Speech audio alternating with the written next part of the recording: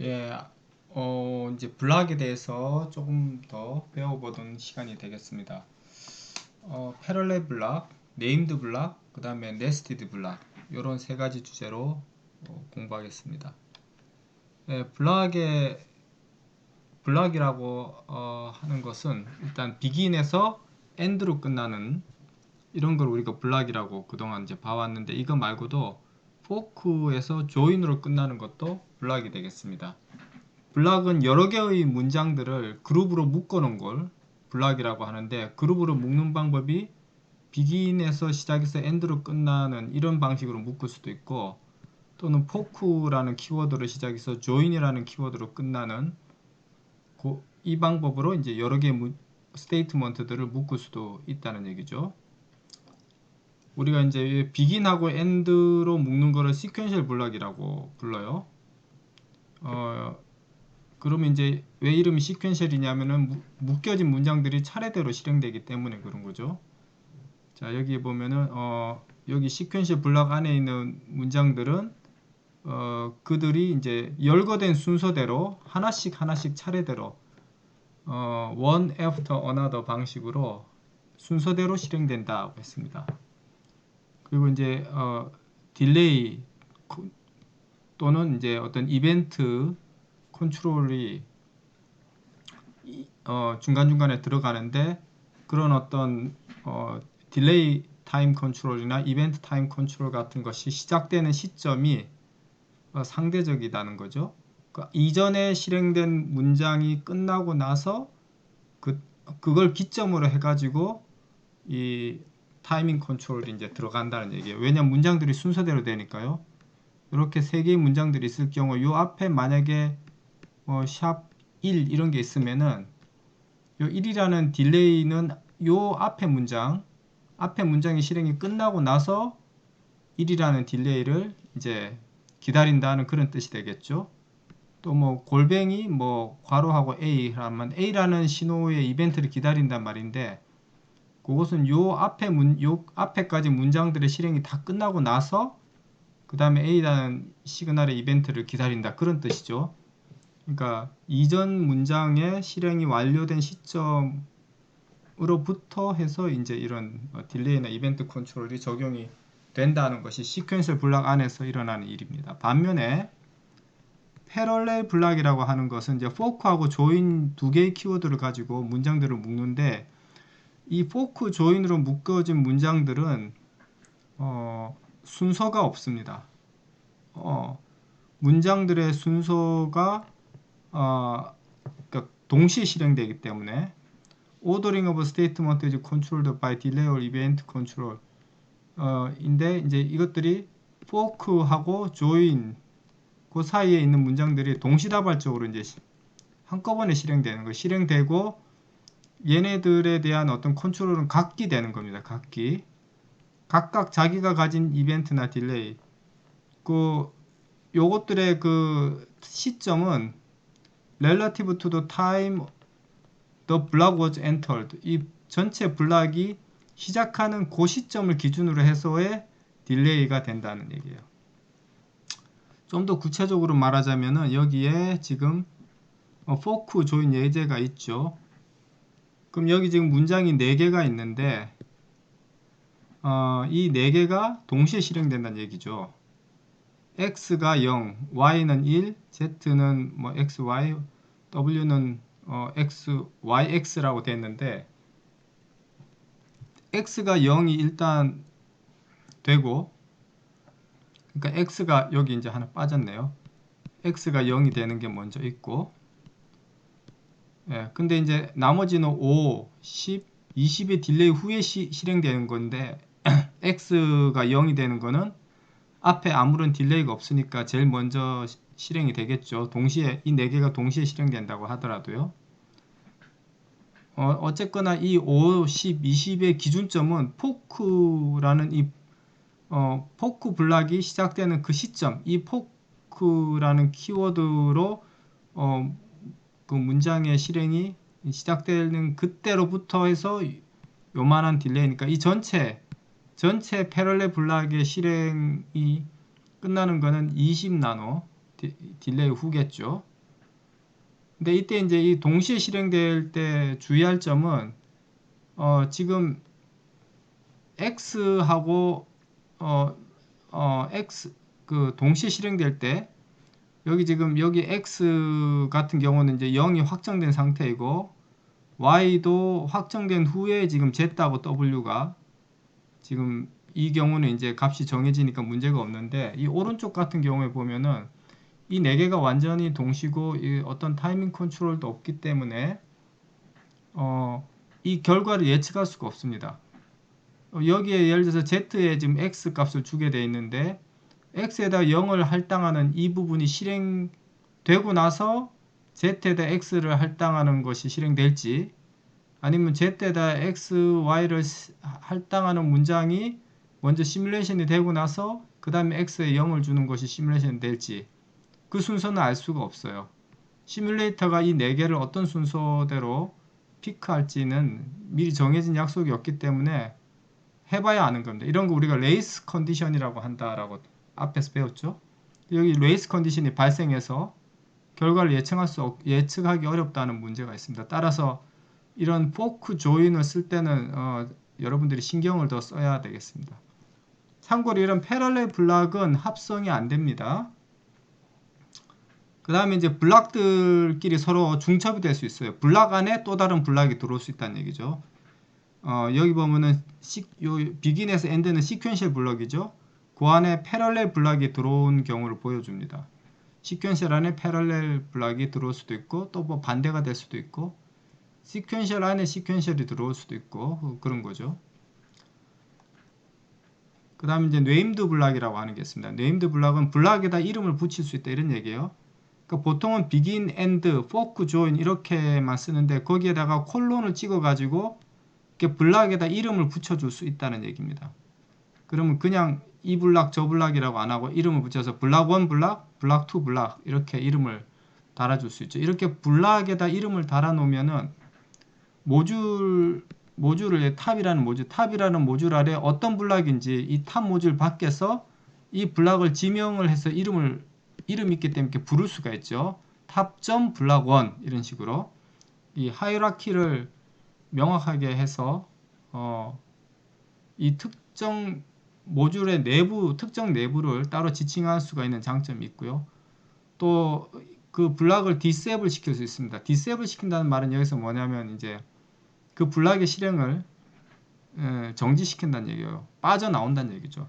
C에서 여러분들이 이제 루프, for 루프나 while 루프 또는 케이스 문 이런 데서 스위치 문 이런 데서 이제 브레이크라는 문장을 실행시키면은 그 해당하는 블락을 빠져나가죠. 실행이. 그거랑 같은 효과를 낸다고 보시면 되겠습니다. 여기 베릴러그에서 디세이블 시킨다는 말은 이제 이렇게 그 블락을 빠져나온다는 얘기입니다. 여기 이제 나오는데요. disabling named block이라고 되어 있죠. disable이라는 말은 그 어떤 특정한 이름을 가진 블락의 실행을 종료시킨다는 뜻인데 이것은 C에서 브레이크 문이 하는 역할과 동일합니다. disable 시키는 것은 named 블락에만 할 수 있는데 네임드 블락에서 특정 네임드 블락 안에서 이제 그 블락을 디세이블 시켜요. 자기의 실행을 스스로 이제 빠져나간다 이렇게 쓰는데 네임드 블락에서 디세이블링 해버리면은 이제 실행 순서는 그 블락 다음에 따라오는 어떤 문장이나 블락으로 넘어가게 됩니다. 그래서 control to be passed to the statement immediately succeeding the block이라고 되어 있죠. 보통 이제 루프에서 빠져나가거나 아니면 에러 조건을 만나서 더 이상 실행하는 게 의미가 없을 때 이런 디세이블을 이용합니다. 여기 예를 들어 보시면 여기서 여기까지가 이제 네임드 블락이에요. 이름이 블락 1이라고 된 네임드 블락이죠. 그럼 요거는 이제 또 다른 시퀀셜 블락 안에 들어가 있습니다. 시퀀셜 블락 두 개가 지금 중첩이 되어 있는 형태죠. 근데 이제 안쪽에 있는 블락 1은 네임드 블락이기도 하고 안에 while 문을 가지고 있어요.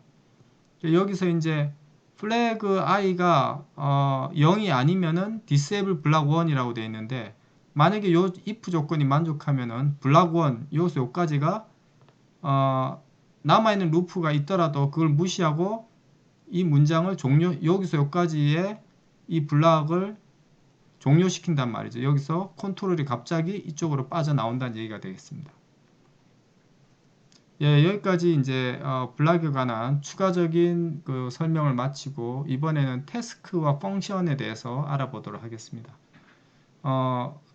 태스크 펑션은 모듈 내부에서 선언되는 어떤 그 문장들인데 어떤 문장 그 시퀀서 문장들을 그룹으로 묶어 놓은 거라고 생각하시면 돼요. 그래서 모듈 내에 선언되기 때문에 다른 모듈하고 공유할 수가 없습니다. 모듈 안에 선언된 태스크나 펑션들은 그걸 먼저 알아두시기 바랍니다. 자, 펑션하고 태스크에 공통적으로 해당하는 내용들입니다. 일반 프로그래밍 언어에서 서브루틴이나 펑션이라고 부르는 것과 동일합니다.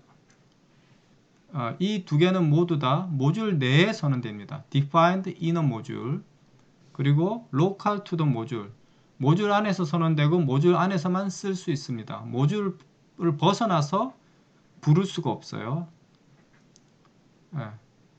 cannot be declared wired wires declare wires 무슨 말이냐면은 그 태스크하고 펑션 안에 변수를 선언할 수 있는데 와이어 변수는 선언할 수 없다 이 말이에요. 전부 레지스터 변수만 선언할 수 있어요. 왜 그러냐면은 얘네들은 그 시퀀셜 스테이트 프로시저럴 스테이트먼트로 구성되거든요. 컨커런트 스테이트먼트는 안에 못 씁니다. 그리고 both contain behavior statements only 예, 그 말이죠. behavioral statement 다른 뭐 procedural statement만 내부에 가지고 있습니다. do not contain always or initial procedural block 예, 태스크나 펑션 내에 initial, always 이런 걸 가질 수가 없습니다. 예, 가질 수 없다는 걸 주의하세요. 또 both do not contain other function or other task 태스크 안에 태스크를 선언할 수가 없고 펑션 내 펑션을 선언할 수가 없습니다. 더 이상 계층적인 구조를 만들지 않습니다. 펑션이면 펑션 하나로 끝나고 태스크면 태스크 하나로 끝이 나겠습니다. 두 개를 비교하는 표인데요. 펑션인 경우에는 enable another function 자, enable 한다는 말은 호출한다고 생각하시면 돼요. call 펑션 내에서 다른 펑션을 부를 수 있다 이 말입니다. but not another task 펑션 안에서 태스크를 부를 수는 없어요. 반면에 태스크는 enable other task and other functions 태스크 안에서 다른 태스크를 호출하거나 다른 펑션을 호출할 수가 있습니다. 펑션은 실행하는데 시간이 0이 걸려요. 반면에 태스크는 non-zero 시뮬레이션 타임을 가질 수도 있습니다. 왜 그러냐면은 function cannot contain any delay, event or timing control statement. 펑션 안에는 어떤 딜레이나 이벤트를 기다리는 그런 타이밍 컨트롤을 넣을 수가 없어요. 반면에 태스크는 그런 걸 넣을 수가 있습니다. can contain delay, events or timing controls. 그리고 펑션은 아규먼트가 반드시 한 개 이상 있어야 돼요. at least one argument. 근데 input 아규먼트 뿐이에요. 펑션 아규먼트는 입력 으로의 한 개 이상의 값을 받아서 반드시 하나의 값을 리턴하게 되어 있습니다. Always return a single value.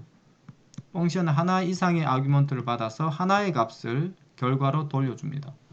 반면에 태스크는 아규먼트가 없을 수도 있고 여러 개 있을 수도 있고요. 그리고 중요한 것은 아규먼트의 타입이 input, output, in-out 세 가지가 다 가능하다는 거죠. 그래서 한 개의 값을 리턴할 때는 펑션을 쓰지만 여러 개의 값을 주고 받을 때는 태스크를 써야 됩니다. 태스크의 인자는 값을 내보내는 역할도 하고 받는 역할도 하고 양방향 타입을 가진 것도 가능합니다. 그리고 리턴을 따로 하지 않습니다. 태스크는 펑션에는 명시적으로 리턴을 하게 되어 있는데 리턴을 하는 방법 리턴이라는 말을 써서 리턴을 하는 게 아니라 펑션의 이름에다가 어사인먼트를 해주면 그것이 이제 리턴의 의미가 됩니다. 자, 그럼 태스크를 먼저 어떻게 쓰는지 살펴보도록 하겠습니다. 태스크는 can have delay, timing or event control construct. 그러니까 이런 것들을 써야 되는 경우에 태스크를 쓰면 된다는 거죠. zero or more than one output argument. 아웃풋이 없거나 아니면은 여러 개 있을 때 태스크가 또 적절하겠죠. 아웃풋이 하나만 있을 때는 펑션을 써도 되고 태스크를 써도 되는데 아웃풋이 리턴 값이 여러 개다. 어떤 걸 수행하고 나서 여러 개의 값을 되돌려 줘야 된다고 할 때는 한 개 이상을 한 개보다 더 많은 걸 해야 될 때는 태스크를 해야만 되는 거죠. 그리고 인풋이 없을 때도 태스크가 유용합니다. 왜냐하면 펑션은 무조건 인풋이 하나는 있어야 되거든요. So output and input argument values are passed back to the variable in the task invocation statement when task is completed. 무슨 말이냐면 이제 F라는 태스크를 불렀어요. A, B, C라는 인자를 두고 불렀는데 B는 양방향이라고 생각하고 C는 아웃 방향을 생각해 보세요. 그러면은 이 태스크를 수행하고 나면은 B하고 C는 값이 바뀌어 있을 수 있다. 그런 말입니다. 이 F라는 태스크 안에서 B를 바꾸거나 C를 바꾸면은 바꾼 그 결과가 그대로 전달된다는 얘기예요. 태스크 선언 문법을 보겠습니다. 태스크라고 쓰고요. 태스크 이름 쓰고 바로 세미콜론 합니다. 그리고 여기 태스크 데크러레이션이 따라오고 그 다음에 이제 문장들이 오는데요. 이 태스크 데크러레이션은 파라미터 선언을 할 수가 있고요. 그 다음에 인자들에 대해서 여기에 선언을 할 수 있습니다. 입력, 출력, 입출력 전부 다. 그 다음에 이 태스크 내부에서만 쓸 베리어블들을 선언할 수가 있는데 반드시 reg 타입이어야 된다고 그랬죠. register 타입, reg 타입, time 타입, integer 타입, real 타입 등 register 타입만 선언이 가능합니다. 그리고 이벤트 선언도 할 수 있어요. 예를 들면은 여기에 태스크 init sequence 세미콜론 하고 이렇게 클락을 0으로 주고 그냥 끝났죠. 요거는 보니까 input output 아무것도 없어요. 그죠? 예, 오직 그냥 아무 입출력이 없는 태스크인데 요 클락은 이 태스크를 호출한 모듈에 선언되어 있는 어떤 변수가 되겠습니다. 그런 레지스터 변수가 되겠죠. 자, 태스크를 호출하는 방법은 태스크 이름 쓰고 세미콜론 하든지 아니면 입출력 파라미터가 있을 때는 이름 쓰고 괄호해서 파라미터 리스트를 써줘야 돼요. 예를 들면은 이런 식으로 태스크 이름만 써도 태스크가 호출되고 태스크 이름 플러스 인자들을 이렇게 인자들의 값을 써줘도 되겠습니다. 자, 실제 한 가지 사례입니다. 모듈 오퍼레이션 앤드 모듈 그 사이에 태스크가 이렇게 선언되어 있습니다. 비트 오퍼레이터라고 하는 태스크가 선언되어 있고요. 이 태스크 선언을 좀 살펴보면은 여기에 인자들 설명이 있어요. 아웃풋으로 16비트짜리 AB AND AB OR AB XOR가 있고 입력으로 16비트짜리 A하고 B가 있죠. 그러니까 이 비트 오퍼레이터 태스크는 인자 4개를 5개를 필요로 하는 거예요. 출력으로 3개 쓰고 입력으로 2개 쓰고요. 여기 이제 요 안에 또 블락 있죠. begin and. 그래서 어떤 특정 딜레이 이후에 A and B, A or B, A exclusive or B를 각각 요 3개의 값에 레지스터 타입 변수에다가 어사인을 해주고 그리고 이제 태스크를 종료하게 되겠습니다. 자, 태스크를 부르는 방법은 여기 보니까 비트 오퍼레이터 괄호 하고 이제 이렇게 5개의 인자를 줬죠. 여기 AB, AND, AB, OR, AB, XOR 등등은 전부 다 레지스터 타입으로 모듈에서 선언이 되어 있는 걸 볼 수가 있겠습니다. 이 태스크 호출이 지금 always 문 안에서 되고 있다는 걸 주목해 주시고요. 또 다른 태스크 예제인데요. 자, 여기서는 이제 initial 블락 안에서는 init sequence라고 하는 태스크를 부르고 always 문 안에서는 asymmetric sequence라고 하는 태스크를 부르고요. 근데 이 두 태스크 모두 다 클락이라고 하는 모듈에 있는 변수 값을 바꾸는 겁니다. 그래서 init sequence에서는 클락 값을 0으로 설정해 주는 것이 역할이에요. 그 다음에 always 블락 안에서는 asymmetric sequence라는 태스크가 주기적으로 이제 계속 부르겠죠. 이걸 반복해서 부를 텐데 얘는 보면은 12라는 딜레이 이후에 클락을 0으로 하고 그 다음에 5 후에 1로 하고 3 후에 0으로 하고, 그러니까 이걸 그리면은 호출된 시점으로부터 12 동안에 가만히 있다가 0으로 이제 12에서 0으로 떨어지고 0으로 떨어진 상태에서 5만큼 더 가고 그 다음에 아니죠. 12로 떨어지고 그렇죠. 5 딜레이만큼 가고 그 다음에 3만큼 1이 유지되고요. 그 다음에 다시 0으로 유지되는 게 10이에요. 10만큼 0으로 유지되고 그리고 나서 1이 되고 리턴합니다. 요거를 계속 반복하게 돼 있어요. 예. 그래서 요거는 이런 파형이 계속해서 반복이 됩니다. 요 always 문에서 불러주니까요. 이렇게 해서 이제 태스크를 쓸 수도 있겠습니다. 여기서 클락이라고 하는 거가 이 태스크 안에 선언된 게 아니고 모듈에 선언된 걸 지금 바로 참조하고 있다는 거 주의하시기 바랍니다. 이게 가능한데 그렇다고 해서 다른 모듈에 있거나 다른 태스크에서 선언한 거를 참조할 수는 없습니다. 여기에 그런 말이 있죠. The scope of variables in module reaches into task in the module. 그 다음에 이제 펑션에 대한 겁니다. 펑션은 어떨 때 쓰느냐? 딜레이, 타이밍 컨트롤, 이벤트 컨트롤 이런 걸 쓰지 않을 때, 쓸 수가 없으니까 쓰지 않을 때 가능하고, 그 다음에 한 개의 값만 돌려주는 경우, 그 다음에 적어도 하나 이상의 인자를 받아들이는 경우. 그래서 보통 typically 펑션은 언제 사용되냐면 컨비네이셔널 회로를 기술할 때 쓰인다고 보시면 됩니다. 펑션 선언하는 방법은 펑션이라고 쓰고 앞에 리턴 타입을 써주거나 아니면은 여기에다가 이제 벡터를 리턴할 때는 벡터의 레인지를 써줘요. 그 다음에 펑션 이름 세미콜론 그리고 이제 펑션 선언부가 오고요. 그 다음에 문장이 오는데 펑션 선언부라고 하는 것은 여기 보면은 파라미터 선언, 입력 선언, 출력이나 인아웃은 여기 쓸 수가 없습니다. 그 다음에 베리어블 선언, 로컬 베리어블 선언하는데 여기서 이제 레지스터 타입이어야 됩니다. 전부 다 레지스터 타입만 가능하죠.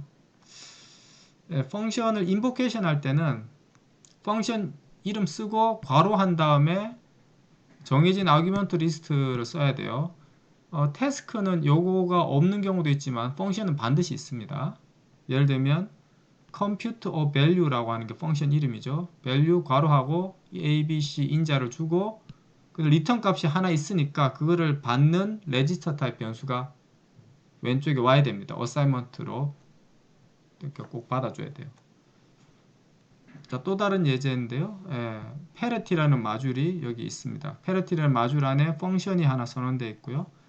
calculate parity, calc parity라고 하는 parity가 있고 얘는 인자로 address라고 하는 32비트 값을 입력으로 받아들입니다. 그리고 이 return은 지금 요게 뭐죠? reduction 오퍼레이터죠. address가 32비트 값인데 32개의 이진 값을 exclusive OR을 해서 한 개의 1비트 값을 만들어내는 게 reduction이죠. 그렇게 해서 얻어진 한 비트 값을 calc parity에다가 어사인한다. calc parity는 이 펑션 이름 자체죠. 요렇게 하는 게 이제 return 한다는 뜻이에요. 요것이 이렇게 하면 이제 리턴이 일어납니다. 그래서 여기 호출하는 부분 보면은 그렇게 되어 있죠.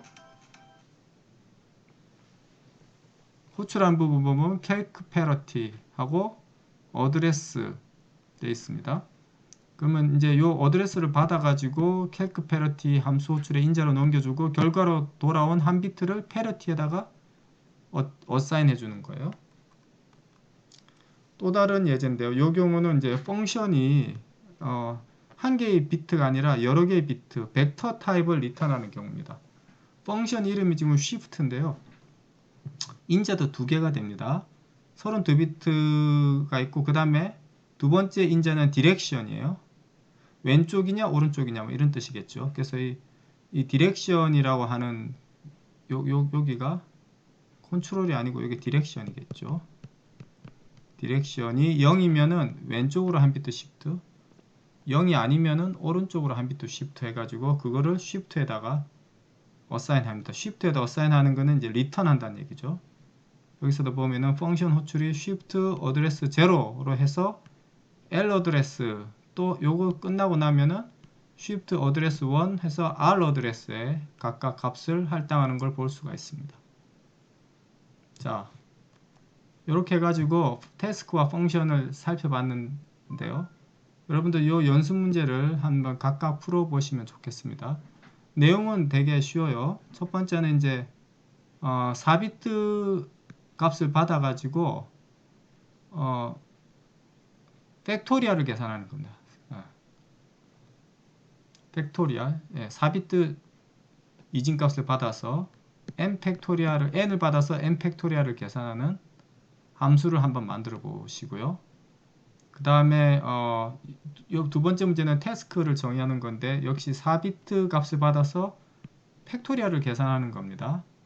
근데 요거는 이제 아웃풋이 계산되는데 10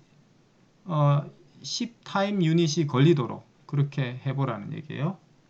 그 다음에 세 번째 문제는 이제 multiply 하는 함수인데 두 개의 4비트 값을 받아가지고 A라고 B라고 하는 것을 8비트 값을 만들어내서 리턴하는 그런 함수를 만들어 보라고 합니다. 자, 여기서 여러분들 신세시스 관점에서 잠깐만 말씀드리겠습니다. 이 태스크나 펑션은 신세시스가 된다 안 된다는 것을 한마디로 말 못합니다. 해봐야 알아요. 어떤 펑션은 그냥 간단한 조합 회로를 기술했을 경우에는 안전하게 합성이 성공하고요. 근데 좀 뭔가 루프가 있다거나 뭐 if 문이 복잡하다든가 하면 합성이 안 될 수도 있습니다.